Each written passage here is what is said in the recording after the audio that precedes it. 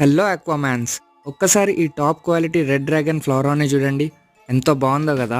అసలు దీన్ని ఎందుకు కొన్నానో, ఎలా కొన్నానో, ఎంత కొన్నానో మొత్తం లాస్ట్ వీడియోలో చెప్పా కదా.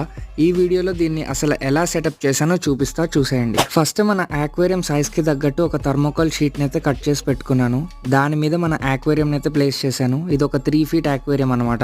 ఇప్పుడు ఈ ఆక్వేరియంలోకి బోర్ వాటర్ అయితే ఫిల్ చేసుకుంటున్నాను. ఏ చేపనైనా ఒక 10 to 15 minutes అక్లిమేట్ చేసుకోవాలి. అప్పుడు టెంపరేచర్ అనేది మ్యాచ్ అవుతుంది అనమాట ఫిష్కి, మన ఆక్వేరియంలో ఉన్న వాటర్కి. సో మనల్ని కూడా ఒక 10 to 15 minutes అక్లిమేట్ చేసేసాను. ఏ చేప అయినా హెల్తీగా బతకాలంటే 2 ఐటమ్స్ అయితే వాడాల్సిందే. ఒకటి హీటర్, ఇంకోటి స్పాంజ్ ఫిల్టర్. ఈ రెండింటి లింక్స్ కూడా కామెంట్లో ఇస్తాను. ఒకవేళ మీ దగ్గర లేకపోతే కొన్ని వాడండి. ఒక 15 minutes అయ్యాక ముందుగా ఉన్న వాటర్ అంతా మాక్సిమం తీసేసి ఫిష్ని అయితే రిలీజ్ చేసేసాను.